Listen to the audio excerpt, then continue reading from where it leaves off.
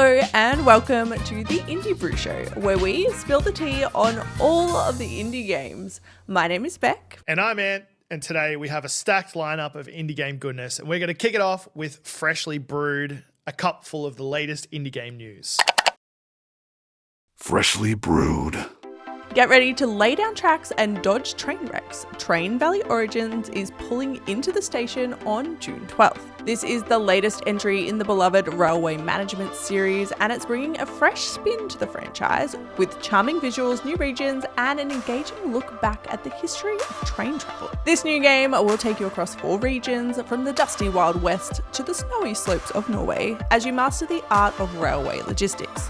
The full game features a 40-level campaign, 24 unique locomotives, and all the traffic juggling, switch-flipping chaos fans have come to love. Whether you're navigating tricky track layouts or racing to deliver cargo on time, Origins will bring a nostalgic but polished twist to the series. And if you can't wait till launch day, there is a free demo on Steam right now that gives you an early taste of what's to come. Train Valley Origin launches June 12th on PC via Steam. All aboard for your next great rail adventure.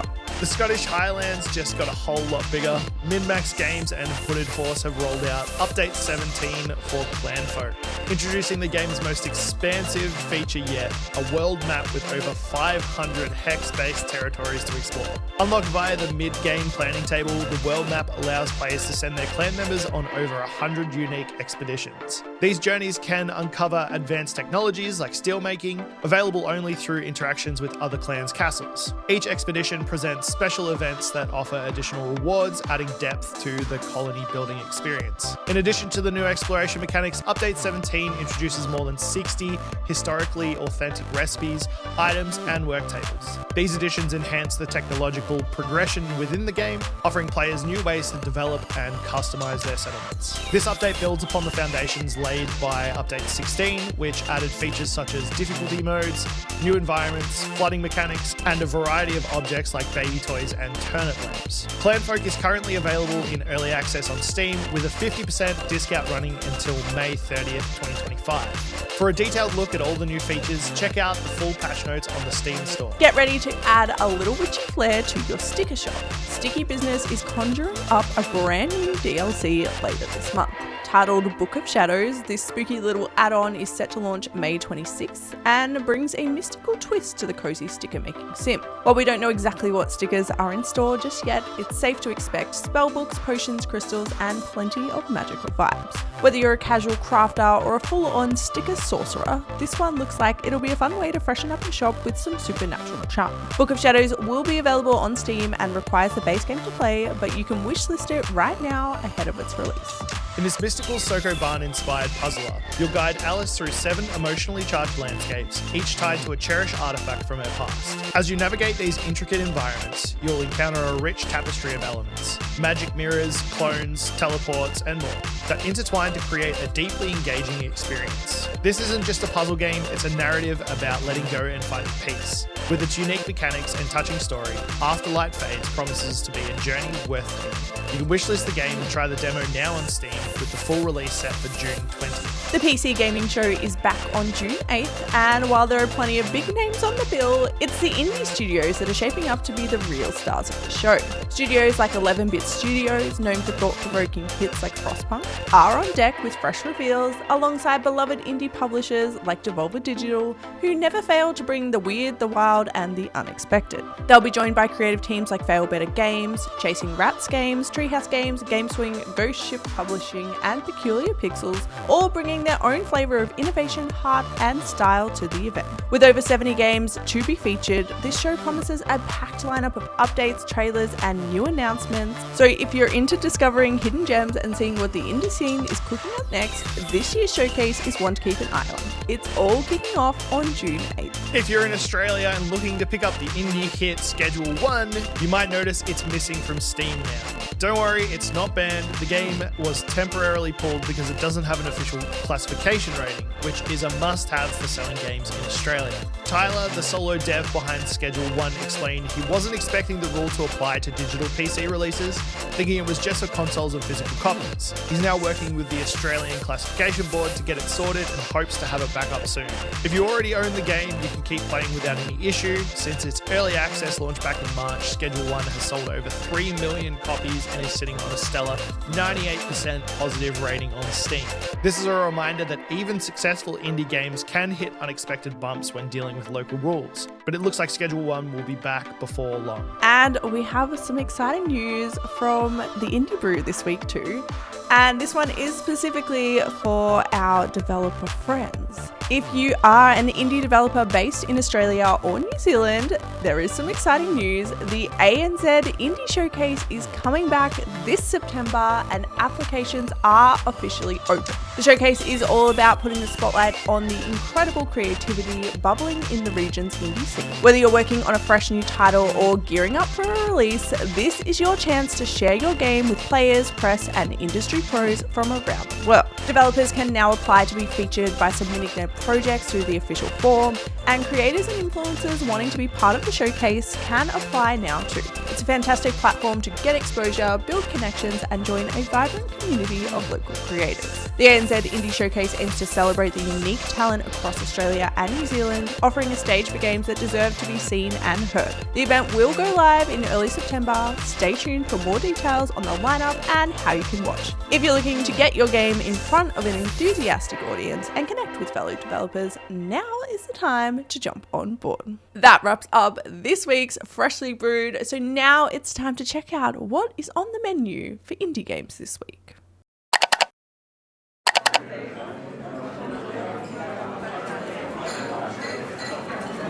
Step into the delicate world of a tiny spider in A Webbing Journey, a peaceful sandbox adventure focused on exploration and creativity. Spin webs across a warm, inviting home, help your spider neighbors, and unravel a story through charming, low-stress gameplay. With a focus on freedom and whimsy, this one is releasing May 19th. If you've ever dreamed of running a 5-star hotel empire, Hotel Architect gives you the tools to make it happen.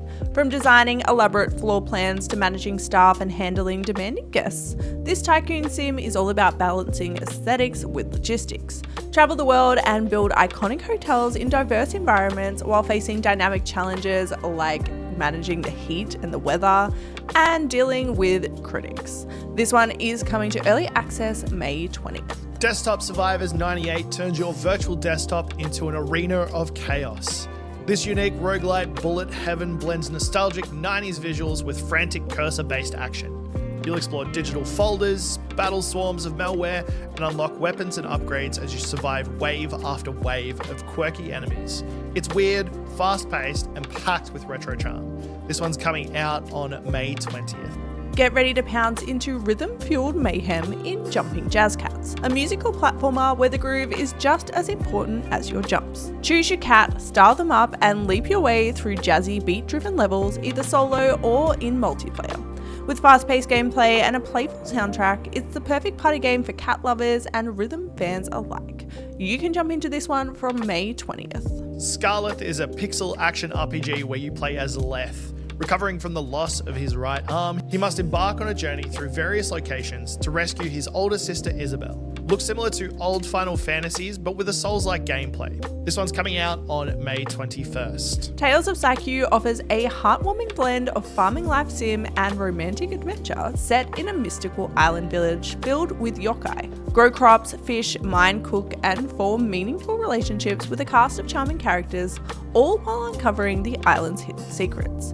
With its mix of daily life mechanics and narrative depth, this one's shaping up to be a cozy favourite for fans of games like Stardew Valley and Harvest Moon. You can jump into this one from May 21st. In Duck Detective, The Ghost of Glamping, you'll waddle your way through a mysterious campsite to crack a whodunit filled with laughs and intrigues. Interview quirky suspects, gather clues, and use your keen duck instincts to put the pieces together. With cozy visuals, light puzzle solving, and plenty of puns, this mystery game offers a short but delightful sleuthing experience. This one's coming out on May 22nd. CDAP is a chaotic co-op cooking game with a twist. It's also a beat-em-up. Set in a vibrant, fantastical version of Southeast Asia, you'll chop, cook, and serve while fending off bizarre enemies with your kitchen tools. With an art style inspired by street food culture and a fast-paced loop that blends overcooked-style gameplay with combat, CDAP looks like a flavorful feast of action and teamwork. This one is heading to Steam May 22nd. Nine Kings is a dark fantasy roguelike deck builder where you'll battle your way through a cursed kingdom in search of power and survival. Build your deck as you explore branching paths, facing off against sinister bosses, and adapt your strategy on the fly. With atmospheric art and a strong emphasis on tactical choices, this one's perfect for fans of Slay the Spire and Across the Obelisk. This one will be out on May 23rd. Explore, build, and survive in Tinkerlands, a sandbox adventure where uncharted islands become your playground. Whether you're playing solo or co-op, you'll gather resources, craft tools, build shelters, and unlock ancient magic to thrive in a wild and colourful world. With a flexible crafting system and charming pixel art, Tinkerlands invites creativity and discovery at every turn. You can jump into this one from May 23rd. Deliver at All Costs is an action game where you play as a courier delivering unconventional cargo while leaving a trail of havoc and chaos behind him. Plow through the city, taking bizarre deliveries across town whilst the chaos and destruction of the city plays out around you. This one's coming out on the 23rd of May. So that's what's on the menu this week. Now let's go and look at some discounted games with Bargain Brews. Bargain Brews! All right, we are going to kick off this week's Bargain Brews with a big one, the Hooded Horse Sale. There's a couple of really good deals in this sale. You can get Against the Storm for 50% off, Manor Lords for 30% off, or Clan Folk for 50% off. These games are actually on the pricier side already, so these are massive discounts. Definitely worth checking out. Next up, we've got Sifu, which is a realistic third-person brawler with tight kung fu combat mechanics, and it is on special for 60% off until the 30th of May. So that brings it down from $60 to $23.99. That's a massive saving. From what I understand, this is a fantastic game. And Month of Wired is still on, celebrating Y Productions' 17th birthday. And this week, they have Martha is Dead at a whopping 70% off. Definitely worth checking out this one. It's more on the psychological horror side, so if you're into those types of games, it might be one worth checking out. Next, we have Windblown, which is on sale for 20% off until the 30th of May. It's an action roguelite for 1 to 3 players from the crafters of Dead Cells. It seems like a really, really good game and has got a bunch of positive reviews. One of the games that we mentioned in the menu, Deliver at All Costs, which releases on the 23rd of May, has got a 10% off pre-purchase sale, and that runs up until release.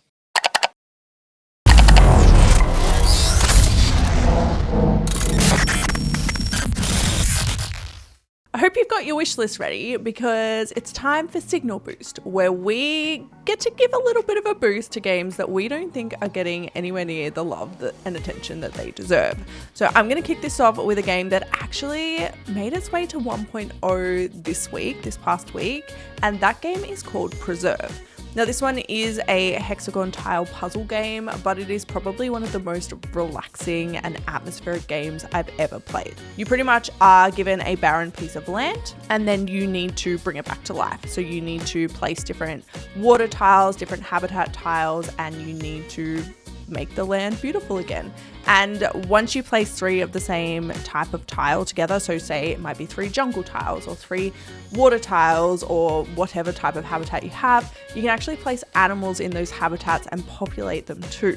So you're building an entire ecosystem, which is really cool. There is a bunch of different biomes in this one. They've just added a Jurassic biome with the 1.0 release, so you can have dinosaurs and create your own little prehistoric paradise. And as well as that, they've got an underwater one, a savanna one, and just a continental mountain type one, and it's really fun. It's a really, really great game. Some solid gameplay in there. You can play sandbox, you can play puzzle mode, or you can just play the typical mode. And yeah, I don't think it's getting as much love as it deserves, because it is stunning. Is this the one that we looked at a little while ago? Potentially, I can't remember. And it looks absolutely beautiful. Yeah, it's beautiful. It's probably one of the most beautiful games I've ever seen in my entire life. I remember looking at it, and the amount of detail that goes into each tile is just insane.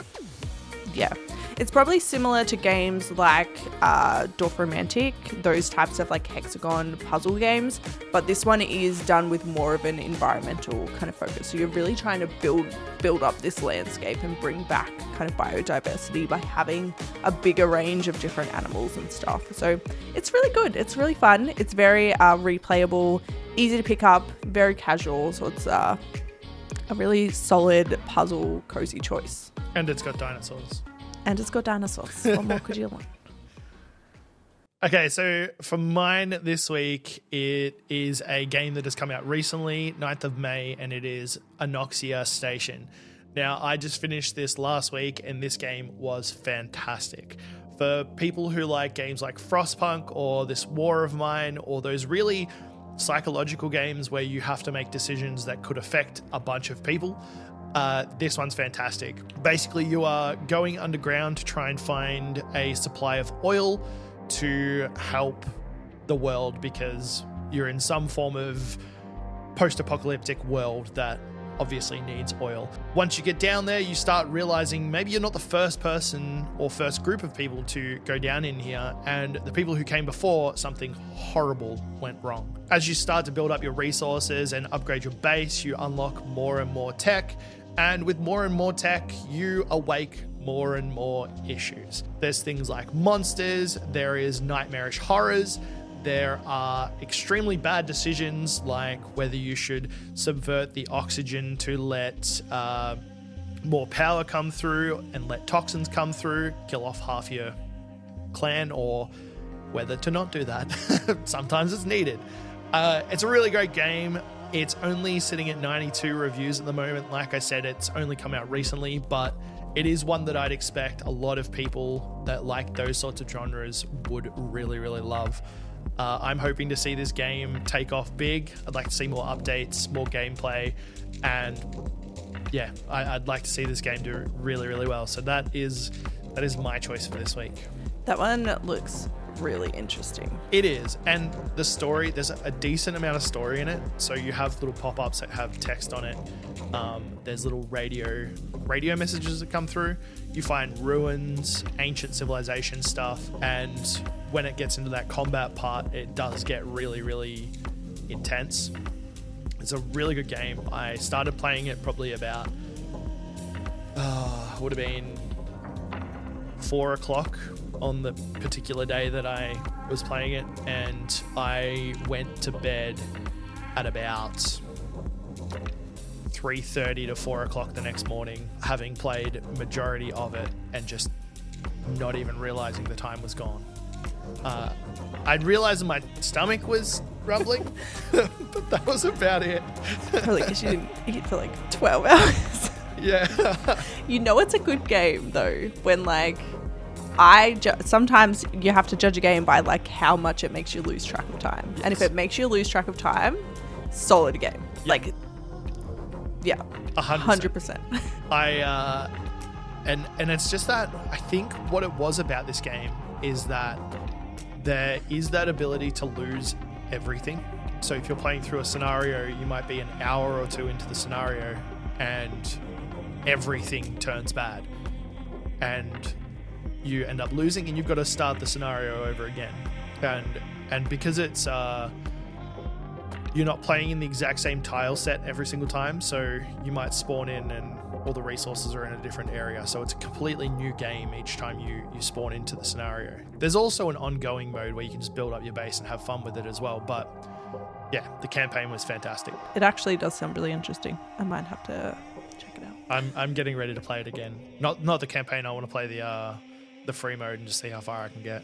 Oh yeah, maybe you should do a let's play video. It's a big let's play video. No, yeah, I'm in for that. I could do that.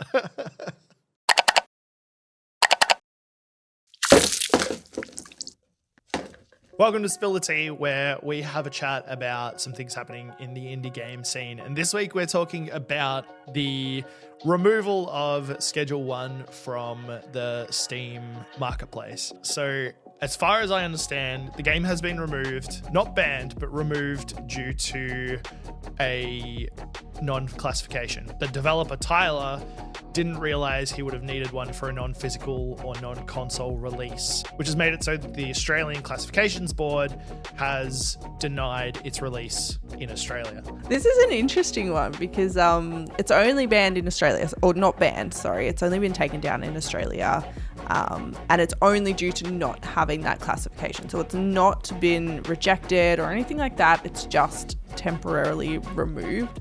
But it's definitely an interesting one. I mean, obviously the game has drugs in it. It's got themes of drug use in it. That's pretty evident considering it's literally a drug dealing simulation type game. But I'm interested to follow this one and see what it actually gets classified as. Yeah, 100%. There's, like, looking online, there's already a lot of talks on saying whether it will actually get through or not, because Australia has got a really strict standing point on specifically drugs. So things like Disco Elysium was one that I found that was banned in the country due to drug use, as well as some of the GTA's Fallout 3. I know you brought up a couple as well. Mm-hmm. Yeah, we have a few. Yeah, there's quite a lot that have been banned for drug use, or like drugs tied to rewards or things like that. Which, in the gaming scene, things like, not even specifically drugs, because I feel like drugs, that word pushes towards the idea of illicit, hardcore substances that change your mental state or whatever it is. But like, in Fallout, they're more like fantasy enhancers. Which, I mean, in the fantasy world is something that happens a lot, maybe just not explained the same way. I know, like Final Fantasy, or even Pokemon, you have the pills that you give to the Pokemon, like X attack and X defend. So yeah, it's such a blurred line. Yeah, I think looking at Fallout 3, it was because they used the specific name of morphine. So they replaced it with Med X, and that was able to be released. So I know Schedule 1 is pretty explicit, like it calls the drugs what they are. So that might be something that they have to end up changing to be able to get classified. But yeah, I think it is a fine line to walk because it's fictional, right? Like, yeah, so, and when you look at Steam, if you don't have filters on, there are a lot worse games out there, I think, on Steam that you get bombarded with. And I guess, yeah, it's tricky. Even being in Australia where we do have these classifications, it's a bit hard to see why there are so many games available on Steam that probably shouldn't be there based on our classification system. Like, I don't think every single game on Steam has been classified in Australia. Let's be honest. No, I doubt it. There's like exactly like what you said. There's some games. You go through the up and coming section on the indie part, really, or go through the new and trending, and you will see some stuff. You'll see some stuff. Your eyes will not be the same afterwards. And that's nothing against the developers of these games or the people who play them. I'm not saying that. It's just that there are some very, very strange games out there that have some very, very strange themes. Gameplay. Yeah, themes, that's better, yeah. And and one that's about a drug dealer dealing drugs is probably not. It's probably the least of your worries. It's what makes me think if this game hadn't have been so big, because it has. It skyrocketed. They probably wouldn't be worried about this, honestly. Yeah. And that's it. It's like, it's almost like punishing the developer for the success of the game. It's like, oh no, hold on. You can't get that big. We need you to classify, which is, I mean, yeah, it's disappointing, I guess, that the Australian classification system isn't more supportive of successful Australian games. And I hope, like, this has only been the last week, I think, that this has happened, but I hope that they are streamlining the process and getting it done quickly, because it's pretty poor that an Australian game blows up like this, made literally by a solo developer as well. Like, this is the definition of an indie game, and it's been taken down in Australia. So yeah, there's like, if you're worried about who's playing it, who's watching it, and things like that, there are other games that came out somewhat recently. I know there was one called Scorn? In it is gory as, like, you're ripping limbs off of a thing, tearing tendons. There's blood going everywhere to make weapons, and it is horrendously disgusting. Looks really good, but it's just over the top gore. And I think there was another one that you mentioned from, I think it was PAX last year, that wasn't even allowed to be at PAX. Yeah, end of November. They had to go through heaps of like hoops to even get their Steam page up, because it was quite gory, their game, and Steam was very particular about making sure that, you know, the key art was appropriate, that their trailer was appropriate. So anything you see from the Steam storefront before clicking through to the page needs to essentially be like G-rated. But then Steam has that feature where you click through and then you have to put in your age verification, which is very secure and totally not easy to get through with false details at all. Look, I think my birth date is the 1st of the 1st, 1906 or something like that. Like, I think, I can't remember. But I mean, you're looking pretty good for like 125, mate. Spill your secrets. But what's your skincare routine? It's games like this. No. To be fair, it's like, I only put that in because I can't be bothered changing it constantly. Yeah. I do think Steam has pretty terrible parental controls. I haven't looked through it properly, but if I was a parent who wasn't a gamer and was just expecting some form of age restriction on there, like, it's not the best. Not that we should expect it. You should probably look through all the apps your kids are on, but you know, there's some crazy stuff on there. There's some crazy stuff. Definitely a very mixed bag of what you can find on Steam, but in this case, I do hope that the game is able to get its classification quickly so that Aussies can enjoy our homegrown talent. I hope that they are streamlining the process, and hopefully, I have a feeling that it might come back rejected because of the references to the real names of drugs in the game.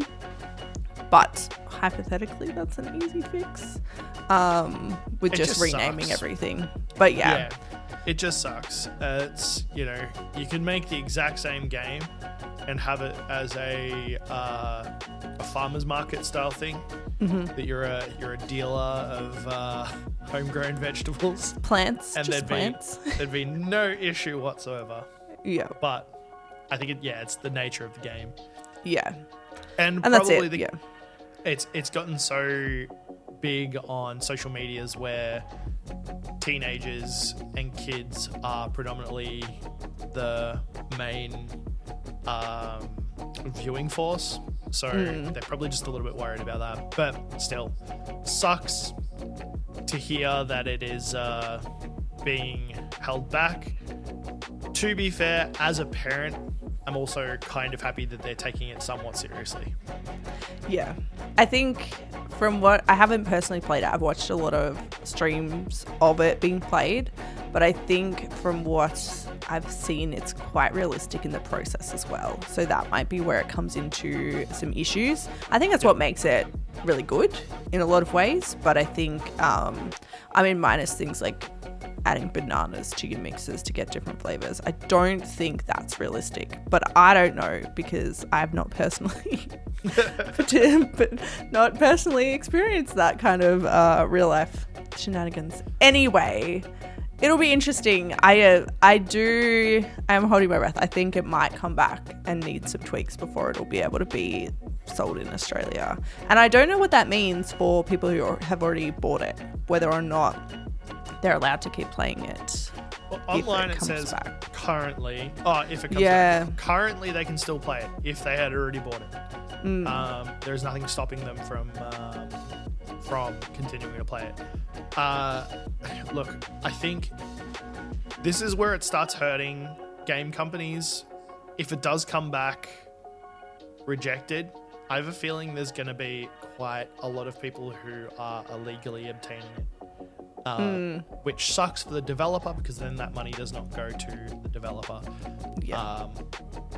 But yeah, we'll see. I don't know how this one's going to unfold, but I do believe our classification system for video games does need an overhaul. There are a lot of games that come out around the rest of the world that are at that MA 15 or mature age rating that we get an R18 on. And for silly things. Very, very silly things. Australia's pretty strict. Yeah. In one area, we're strict on games.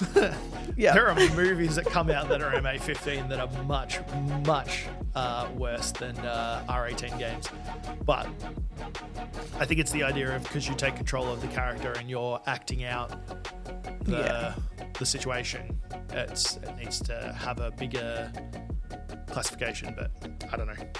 Yeah, it's a tricky it's one. like I was playing not an indie game but Fable, the original Fable the other day. I played through it. It was fine, and I looked at the classification on that's R18. I was like, what? Really? yeah, what? R18. Yeah. Does that even? Wow, that's wild. So I mean, it's got. I think I didn't do it, but I think it's got like you can sleep with people, and that makes it R18. I think that's the extent of it. I don't know why it's got an R18 rating other than that. This is not gory. It's not brutal. You don't. Wait, does The Sims have an R18 rating? No, I don't believe so. Let me check. Only if you get the Wicked Whims mods. The Sims is M15. Okay, that's interesting. Because, let's not go down that rabbit hole too much. But I know exactly what you're saying, and I 100% agree. But, I don't know. Yeah, There's some pretty messed up things you could do in The Sims, so... All I have to say is take away the ladder to get into the pool once they're in the pool. That's just one part of it. Mate, we did a challenge one time and we tried to get $1 million from nothing. We cheated so it was zero. And I ended up marrying a whole bunch of different people, making them move in with me and then killing them and locking them in the basement. And I had a full trophy wall and I made $1 million in 3 hours. It was great. I won the challenge. Yeah, so MA15. So you know. But that's MA15, so just so you know. R18. There you go. Anyway, that's what we had for Spill the Tea this week. That's the tea. It's an interesting topic. I'd like to see more. I'd like to see where this goes, and like to maybe learn a little bit more about Australia's classification system because I don't know it. Yeah, I'm not familiar with it intimately. But let us know what you guys think. What do you think about this classification thing? Do you think Australia's rules are too strict as well, or a bit weird? a bit inconsistent with the specific games? Let us know what you think in the comments.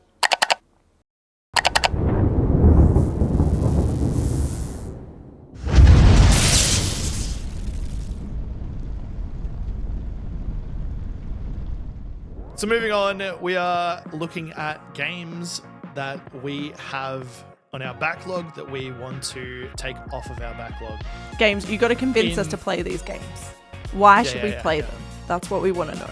All right, I'm going to kick this one off with a game that is often ranked in people's like top 5 games when you look at, especially people who play a lot of indie games. And that game is What Remains of Edith Finch. 2017, this one came out. I have had it sitting in my Steam library for a long time, and I'll be honest, I'm a little bit intimidated to play it. I don't know about you, but as soon as someone's like, this game is amazing, it's the best game ever, it makes me go like, oh wait, I don't want to play that because what if I don't think it's the best game ever? That's a hard one. Yeah. Because you also, it depends on who tells you. Yeah. Because often it's a mate. And you're like, oh yeah, but what if it's terrible? Like, then I have to lie. You're gonna ask me, yeah, what did you think of it? And you just have to go, yeah, it was all right. So I think I've got a bit of that. I don't know what that's called. There should be a name for that syndrome. But I've got a bit of that, I think, with this one. But for all intents and purposes, it looks fantastic. Like walking exploration kind of game with a pretty hardcore story. Right up my alley. So I think I need to play it. Convince me in the comments. Convince me to play this game. My one is one that I have played a little bit of, but I haven't gone back to finish it. And most people who I talk to about it tell me that I have to go back and finish it. And it's kind of at a good time because there has been an announcement with the series. And that is Hollow Knight. It's from 2017, which should have been more than enough time for me to play. Yeah. But I got a little bit through it at the same time I was playing with alongside a friend who did finish it. And once she'd finished it, she came to me and was like, Ant, have you finished it? No, I haven't. She's like, oh my God, you've got to finish it. And then the week after, have you finished it? No, I haven't played it yet. Because you've got to finish it. And it was just that for about a month before she gave up.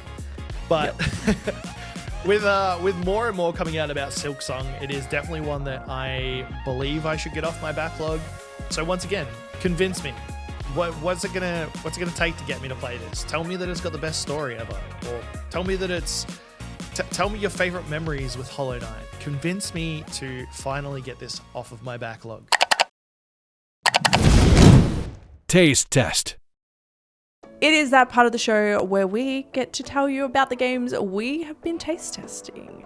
And I'm going to kick it off with a game that I have been looking forward to for a very long time, and that game is Hotel Architect.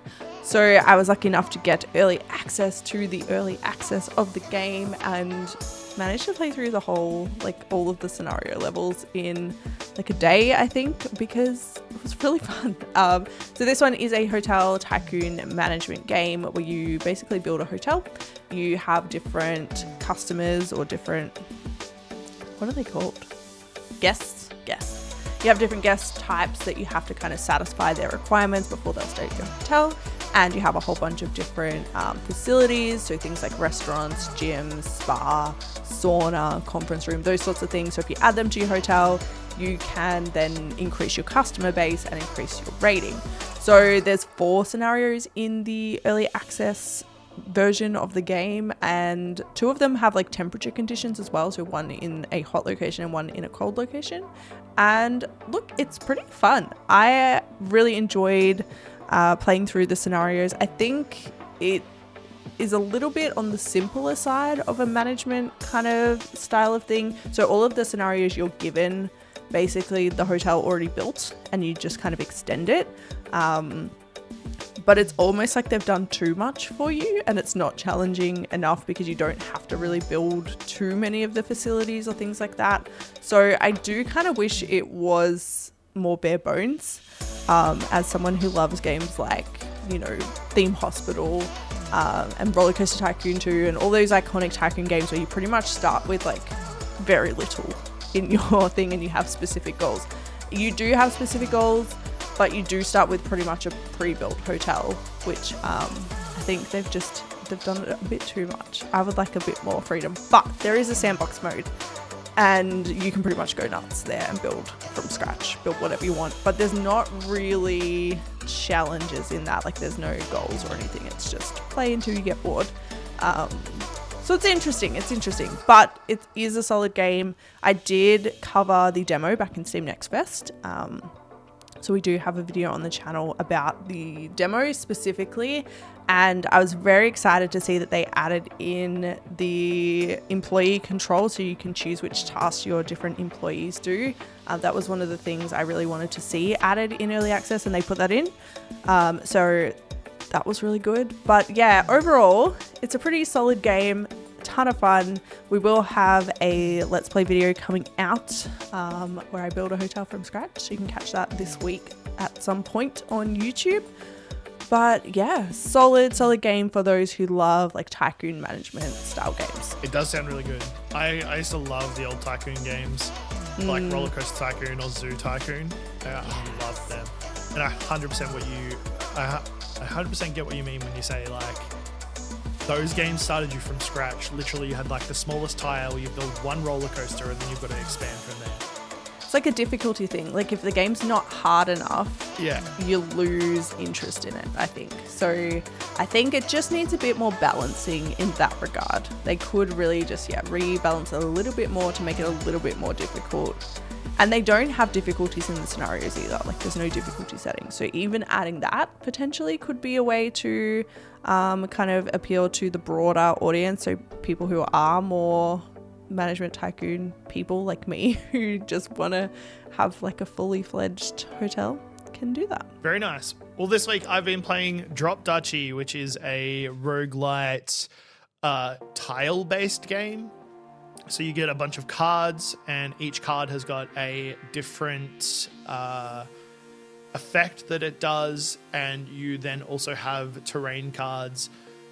You have a bit of a grid that you play out, kind of a game of Tetris, for lack of a better example, where you mix and match the cards to try and get the most resources out of your tiles. And each tile has different effects, so you might have something like a logging cabin, which you can place next to a forest tile, which will give you wood resources. And then those resources go back into upgrading other cards. The whole purpose of the game is trying to move through a map similar to, say, Slay the Spire, where you've got branching pathways that take you to different encounters or different shops, and you upgrade your cards looking to defeat end-of-act bosses. It is difficult. There is a progression-based system to it as well, so the first couple of times you play it, you're not going to get to that end boss.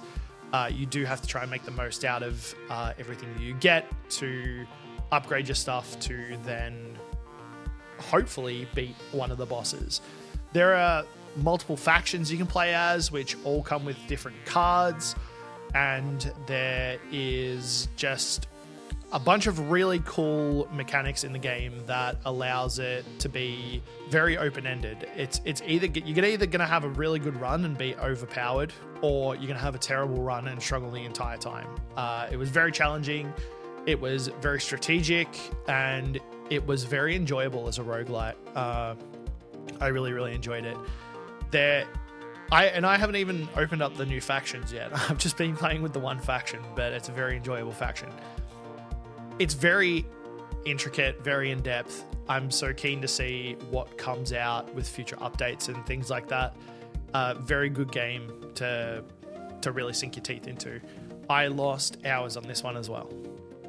And it's been one of those games where if I've got an extra half an hour or something like that, like I've finished off doing like writing a script or something, and I've got like half an hour to 45 minutes before I need to move on to the next thing, I'll just open it up, play a quick run, hop off. It's one of those games very similar to Slay the Spire and all those other sort of deck building roguelikes. Really good game. Highly recommend it. Hopefully, thinking about it now, maybe it's worth a playthrough as well for the Indie Brew channel. Yeah. And there'll be other videos coming out for it as well. So keep an eye out for that. I'm loving the roguelite deck builder kind of games at the moment. They're just, I don't know, they're really fun. I love them. I honestly love them. The strategy ones, I've been getting into a bit more, and they're tickling my brain in the right way. It's nice. I think it's just that that little bit of time that it takes to sit back and think about the strategy of it. It's and the unlocks. I really like a progression-based one. Yeah. I love Slay the Spire, and I'll say that every single time. Every time a deck builder comes up, I'm like, Slay the Spire is fantastic. And I'm loving the amount that is coming out that are not directly copying Slay the Spire, but are taking inspiration from them and building on it. So this one has definitely got some inspirations from Slay the Spire, but it's completely different. Yeah. The combat, probably should have mentioned the combat. You have 3 different styles of combat: light, heavy, and ranged, and each of them have a weakness. And the combat plays out at the end of the run, basically. Not the run, but the current tile that you're on. So as you're going through, you're building up your militia, and then you sort of move from each encounter. It's really hard to explain without actually having it up. But it's very mathematical, very strategic. If you hit a light military with your ranged military, you're going to do less damage than you would if you had a heavy. So then you've got to factor in those numbers each time. Yeah. And the whole time you're playing, you're actively trying to make sure you've got enough numbers at the end to defeat them, whilst also trying to get all your resources. So extremely strategic. Yeah, it's really like it itches that itch in your brain when you just want to sit down and really think about something. Yes, we love that.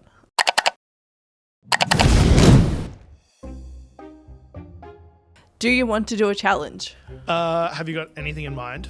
Well, we could do the indie game ABCs, where we just try and name an indie game without looking at Steam, starting with each letter of the alphabet.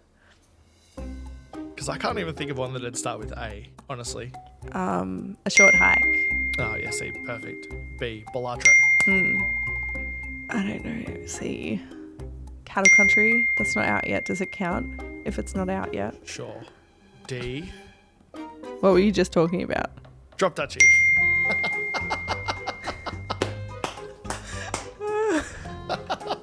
E, Imperial. Oh, that's a good one.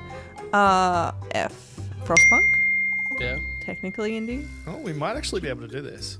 Okay, E, what's F. G? Let's keep going. G. I was thinking Gears of War. That is not an indie That's game not indie. at all. Not even close. G. Oh, good. Oh, Good Company. Okay. Great game. H. House Flipper? Is that indie? I don't know. I think it's close enough. I. Inscription. Yep. Good game. Yeah. J. J. Jusant. That's a great game. I'll take your word for it. No, I haven't heard of that one. It's a climbing game, and you got to climb up this whole structure. It's fantastic. You'd love it, actually. Okay. K. Keep Driving. Yes. I've been playing that lately. That's fantastic. L. I don't know what's worse, trying to think of a game or trying to think of the letter that comes next. The Long Dark, is that what it's called? Oh, yeah. Or is that what it's called? I think so. The Long Dark. That sounds right. That was a good game as well. M. Mario. No, that's not indie. Are you sure? Monster Train. Yes. N is for... Surely there's a game that starts with no. Noxia Somnia. That game that I played. Yes. Yeah. LMNO. Ow something? Or on? I'm stuck on O. I've got nothing. Onion. I don't know. There's probably a game called Onion. Onion Simulator. Yeah. Where you just cry. That's all you do. You chop onions and you cry. On Your Tail. Oh, there you go. On Your Tail. That's it. That's an indie game. A detective one. P. Preserve. Okay. I talked about that earlier. Q. Oh gosh. Quest something.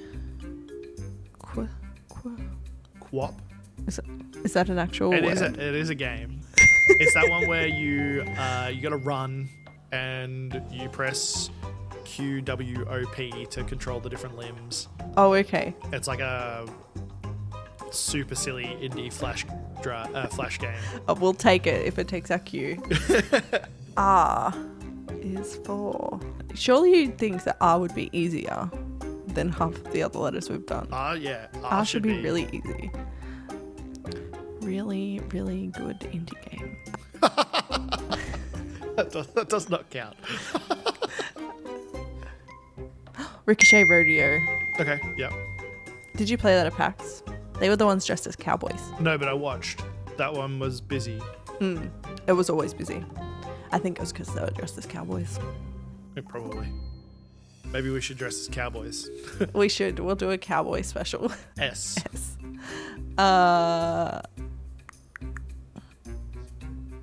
Silk Song. It's not out yet. It's not the full name. It's Hollow Knight Silk Song. Doesn't count. Scrap Mechanic. Okay, we'll take it. T. Tinkerlands is coming out this week. It was in our list. Yep. QRST. U.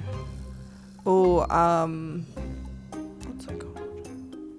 It's an easy one. I'm sure there's one called Under something. Yeah, Undertale. Undertale. But I feel like that's too easy. Indie is indie, okay? No matter how big. V. Very good indie game. That's a great one. Very good indie game.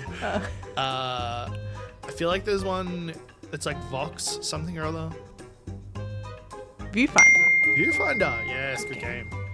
Good game. W. Wonder Stop. Oh no, but Ren's Resurgence was the other one. Oh, two good games. Okay. I don't know if we're going to find one for X. X. Surely there's... Is there like an X-ray simulation? Yeah, I was going to say that. Or like Xylophone. There's one, or what am I thinking of? Xenoblade or Xenophone or something like that. Xenoblade. I don't think that's indie. No. Surely there's also an alien knockoff called Xenomorph something or other. Yeah, surely there is. But I don't think we get the point for that. I think this is where we stop. X, Y. Can we get one for Y? Yes, Your Grace. We can. Okay, what is it? Yes, Your Grace. I'm not going to keep going with that. What about Z? Z. Zoo something. Zoo.